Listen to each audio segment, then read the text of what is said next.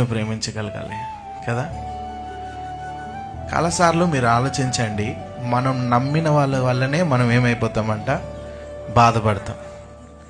అయితే ఇక్కడ మన సీక్రెట్ మర్చిపోతున్నాం ఏంటంటే, దేవుణ్ణి నమ్మాలి, మనుషుల్ని ప్రేమించాలి. ఏంటి? దేవుణ్ణి నమ్మాలి, మనుషుల్ని ప్రేమించాలి. నన్ను ప్రేమించే ప్రతి ఒక్కరిని నమ్మాల్సిన అవసరము లేదు. అర్థమవుతుందా? నువ్వు ప్రేమించే ప్రతి ఒక్కరిని నమ్మాల్సిన అవసరము లేదు. నమ్మకం మాత్రము ఎవరి మీద ఉండాలి?